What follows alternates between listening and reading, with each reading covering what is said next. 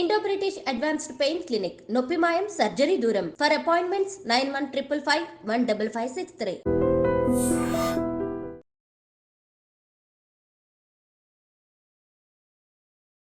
నమస్కారం, welcome to I dream. ధర్మ మార్గం విత్ విజిత కార్యక్రమానికి స్వాగతం. ప్రస్తుతం మనతో పాటు ఉన్నారు ప్రముఖ ఆధ్యాత్మికవేత్త ప్రవీణ్ గొల్లమూడి గారు. ఇప్పుడు వారితో మాట్లాడి మరిన్ని విషయాలు తెలుసుకుందాం. నమస్కారం అండి. నమస్కారం అండి. చాలా వరకు పెద్దవాళ్ళు చెప్తూ ఉంటారు, కాశీ క్షేత్రానికి వెళ్తే మళ్ళీ తిరిగి రారు అని చెప్పి. ఒకవేళ వెళ్ళాలి అన్నా కూడా అన్నీ అయిపోయి, అంటే వాళ్ళ పిల్లల వివాహాలు అయిపోయి, మనవళ్ళు మనవరాళ్ళు అంతా వచ్చి వీళ్ళు ఒక మంచి వృద్ధ వయసులోకి వచ్చిన తర్వాతే వెళ్ళాలి అని చెప్పి కూడా చెప్తూ ఉంటారు. కానీ ఇప్పటి పరిస్థితుల్లో చూస్తే ప్రతి ఒక్కరు వెళ్తున్నారు, వస్తున్నారు, అదంతా ఏం లేదు. ఇది వాళ్ళు ఏ ఉద్దేశంతో చెప్పారో మనకు తెలియదు. వెళ్ళడం ఒక ఎత్తు అయితే కాశీ గురించి, వెళ్ళిన తర్వాత అక్కడ మనం కాయో పండో ఏదో ఒకటి వదిలేసి రావాలి అని చెప్పి కూడా మళ్ళీ చెప్తూ ఉంటారు. నిజంగా అసలు వదిలేయాల్సింది ఏంటి? ఎందుకు వదిలేయాలి? కాశీకి వెళ్తే మనం ఈ తినే పదార్థాలని ఎందుకు చెప్తూ ఉంటారు దీని గురించి? ముఖ్యంగా అండి, కాశీ విషయంలో చెప్పినటువంటిది శాస్త్రం చెప్పిన పెద్దలు చెప్పిన ఏంటంటే, కాయాపేక్ష ఫలాపేక్ష ఈ రెండు పక్కన పెట్టాలి అనేటటువంటిది అక్కడ ఉన్నటువంటి కాన్సెప్ట్. ఈ కాయాపేక్ష అంటే కాయము అంటే శరీరము. Body is a water bubble. ఏ నిమిషాన ఏమైతుందో తెలియదు. ప్రతి ఒక్కడు ఏమనుకుంటాడంటే, నేను 70 ఏళ్ళు బతికి ఆ తర్వాత నాకు ఏదో రోగం వచ్చి నన్ను కొన్ని రోజులు ఇంటెన్సివ్ కేర్ యూనిట్లో పెట్టి నాకు తెలుస్తుంది పోయే ముందు, అప్పుడు కదా నేను పోయేది, చాలా టైం ఉంది, ఇప్పుడు అప్పుడే తొందర లేదనుకుంటా. సో కాశీకి వెళ్దాము అని ప్రిపేర్ అయినటువంటి వాడి మానసిక స్థితి ఎట్లా ఉండాలంటే, మనం 200 సంవత్సరాలు వెనక్కి వెళ్ళి ఆలోచించాలి. Where there is no transport లేదు, రోడ్డు సౌకర్యం లేదు, రవాణా సౌకర్యం లేదు, వెళ్ళిన వాడు వస్తాడన్నటువంటి నమ్మకం కూడా లేదు. కాబట్టి కాశీకి వెళ్తే ఇంకంతే అనేటటువంటి పరిస్థితి ఆ రోజుల నుంచి ఆలోచించుకుంటూ రావాలి. అది పరిస్థితులను బట్టి అలా చెప్పేవారు అప్పట్లో. అవును. కాయాపేక్ష అంటే ఈ శారీరక సంబంధమైనటువంటి బాండేజెస్ ఉంటాయి. వీటన్నిటి మీద ఆపేక్ష తగ్గిన తర్వాత నువ్వు కాశీ గురించి ఆలోచన చేయి. నెంబర్ 1. నెంబర్ 2, ఫలాపేక్ష అంటే మనం ప్రతిదీ ఏ చిన్న పని చేయటానికైనా సరే, ఇది చేస్తే నాకేంటి, ఇది చేస్తే నాకేంటి. అందుకే ఆనాడే గీతలో చెప్పాడు స్వామివారు, కర్మణ్యేవా అధికారస్తే. అరే నీకు కర్మ చేయటం నందు మాత్రమే అధికారం ఉందిరా, దాని రిజల్ట్ మీద నీకు లేదు. దీనికి మీరు చూడండి, వచ్చి ఆ వారణాసికి కరెక్ట్ లింక్. ఫలాపేక్ష వదిలేసేయి. ఇప్పుడు నేను కాశీకి వెళ్తాను వస్తాను అయితే నాకేంటి, అది అడగొద్దు నువ్వు. ఆ రకమైనటువంటి స్థాయిలో ఉన్నవాడు కాశీకి పోవటం వేస్ట్. అక్కడికి చేరిన తర్వాత కేవలము నీ ధ్యాస అనేటటువంటిది పరమేశ్వరుడు పైన మాత్రమే మనస్సు లగ్నమై ఉండాలి. అంటే మీరు చెప్పేది, ఎంతసేపు భగవంతుడి దగ్గరికి వెళ్తున్నాం అనగానే ఏదైనా కోరిక నెరవేరటానికి, ఏదైనా అనుకున్న పని జరగటానికి, ఏదైనా ఇబ్బంది ఉంటే దాని నుంచి బయటపడడానికే ఆలోచిస్తుంటాం. ఇవన్నీ ఏం పెట్టుకోకుండా భగవంతుడి మీద భక్తితో వెళ్ళాలి అని చెప్తున్నారా? శరణాగతి ఒకటి. 2, ఈ అనుబంధాల మీద ఉన్నటువంటి మమకారం ఏదైతే ఉందో అదంతా తగ్గించుకోవటానికి మీరన్నది వేరు. రకరకాల క్షేత్రాల్లో మీకు కామికాలు తీరుతాయి, కానీ కాశీ విషయం వచ్చేసరికి అది వేరు. కాశీ వ్యవహారమే వేరు. కాబట్టి మనం చాలా చిన్నవాడికి కూడా అర్థం అవ్వాలని చెప్పేసి, అంటే అక్షరాస్యత లేని వాళ్ళకు కూడా అలవాటు అవ్వాలని చెప్పి ఏదో ఒకటి వదిలిపెట్టాలి. అంటే దాన్ని ఎట్ట మొదలు పెట్టాలి వాడికి అర్థం కావాలి కదా.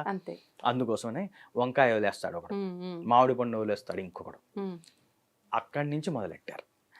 ఇందులో స్థాయిలు ఉంటాయండి. ఇప్పుడు పండితుడు ఆలోచించే స్థాయి ఒకటి. ఇప్పుడు చాలా మంది ఏంటంటారు, వడ్డం చేసేస్తూ ఉంటాం మనము, వంకాయ కూర నేను తిన్ను కాశీలో వదిలిపెట్టేసాను. వీడిని చూసి నవ్వకూడదు యాక్చువల్గా. ఎందుకంటే వీడి స్థాయి అంతే, వీడికి అక్కడి వరకు ఆలోచించగలుగుతున్నాడు కదా.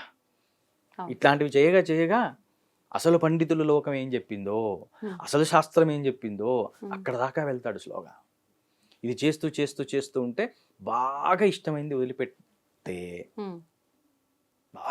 వదిలిపెడితే నీకు నీ మీద ఇంద్రియ నిగ్రహంతో నీ మీద కంట్రోల్ వస్తుంది నీకు. అట్లాగే ఫలాపేక్ష, పండు కూడా ఫల అంటే అసలైతే రిజల్ట్.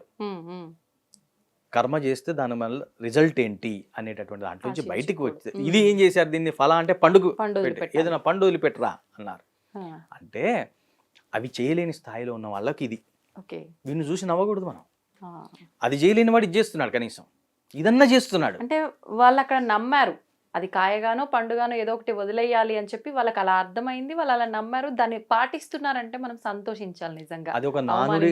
అదొక నానుడిగా అయిపోయి అవును. ఏదో ఒకటి వదిలిపెట్టాలి, ఏదో ఒకటి వదిలిపెట్టాలి. కానీ నాకు తెలిసిన వాళ్ళు కొంతమంది ఉన్నారండి, వాళ్ళు నిజంగా కొన్ని వదిలిపెట్టినటువంటి వాళ్ళు బాగా ఆరోగ్యంగా తయారైన వాళ్ళు కూడా ఉన్నారు కొంతమంది. ఒక ఆయన కాఫీ టీ వదిలిపెడతాను మొక్కుకున్నాడు.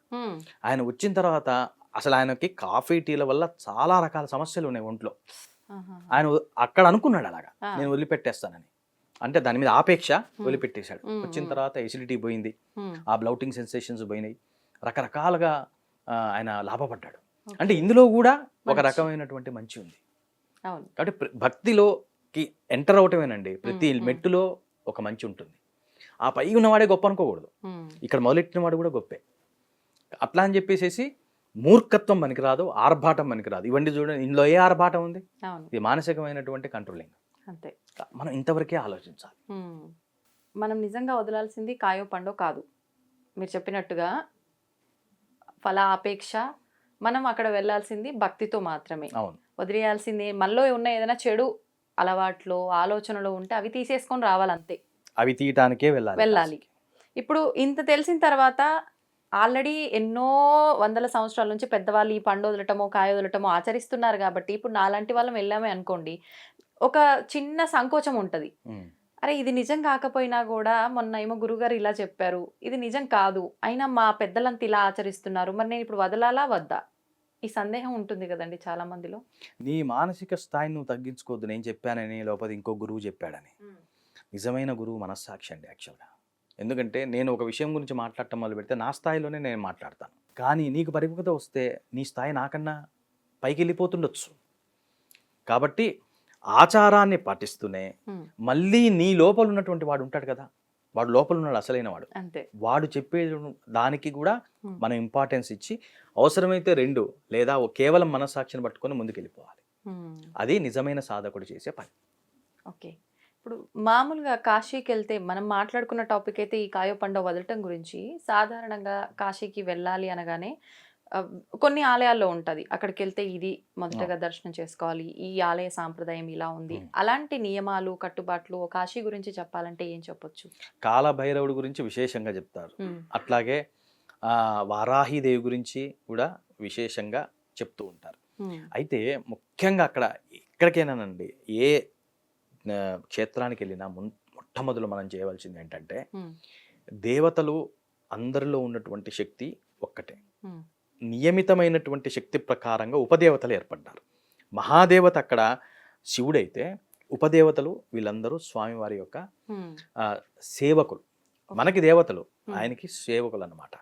కాబట్టి ఇందులో మళ్ళీ నియమాలు పెట్టుకొని మళ్ళీ దీనంతా స్ట్రెస్ చేసుకొని ఇక్కడి తర్వాతనే అక్కడ కదా, అక్కడ తర్వాతనే ఇక్కడ కదా, ఈ గందరగోళం కన్నా కూడా మనకు వీలును బట్టి, వెసులుబాటును బట్టి, అక్కడ ఉన్నటువంటి రష్ను బట్టి దాన్ని చక్కగా ప్లాన్ చేసుకుని వెళ్ళిన ప్రతి చోట దైవనామస్మరణ చేయటం ముఖ్యమండి.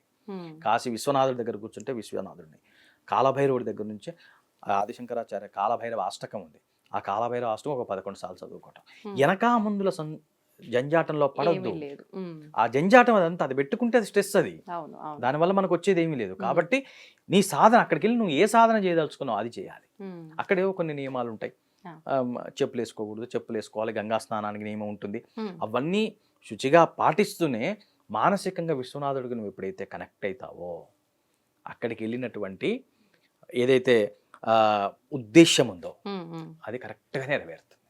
ఓకే. మూఢనమ్మకాలు, వెనక ముందులు, నిజంగా మీరు అన్నట్టుగా ఇవన్నీ పక్కన పెట్టి ఇంత దూరం నుంచి అంత దూరం వెళ్ళాము అంటే ఎవరి కోసం? ఆయన కోసం, శివయ్య కోసం. అంతే. ఆయన్ని మనస్ఫూర్తిగా చూసుకొని కళ్ళ నిండా నింపేసుకొని గుండె నిండా నింపేసుకొని వస్తే అదే పెద్ద సంకల్పం, పెద్ద ఆనందం నిజంగా. ఐ డ్రీమ్స్ ద్వారా డివోటీస్ అందరికీ చెప్పేది ఏంటంటే, ఒక్క క్షేత్రానికి వెళ్ళొచ్చిన తర్వాత మళ్ళీ ఎప్పుడు ఆ క్షేత్రానికి వెళ్తామో తెలియదు. ఒక్కసారి మనసులో పెట్టుకొని వస్తే నిరంతరం చివరి రోజు దాకా మనసులో ఉండిపోయేట్టుగా దాన్ని అనుభవించి రావాలి.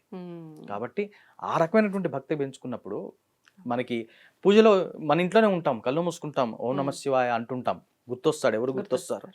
ఆస్ట్రాల్ లెవెల్లో వెళ్ళిపోతాడు, సూక్ష్మ శరీరం వెళ్ళిపోతుంది, ఎక్కడికి? విశ్వనాథుడి దగ్గరికి వెళ్ళిపోతుంది. నువ్వు ఒక్కసారి తలుచుకుంటే అరుణాచల శివుడిని ఒక్కసారి తలుచుకుంటే అరుణాచలం వెళ్ళిపోతుంది మనసు. కాబట్టి మానసిక ప్రయాణం కొన్ని వేల మైళ్ళు చేయొచ్చు. ఆ రకమైనటువంటి స్థాయి స్థితి భక్తుడికి ఉండాలి. ఇవన్నీ జరగాలంటే ఆ జ్ఞాపకాలని పదిలంగా మనసులో భద్రపరచుకొని రావాలి. అవును, కరెక్ట్గా చెప్పారు. సంతోషం అండి, చాలా చక్కగా వివరించారు. ధన్యవాదాలు. Thank you.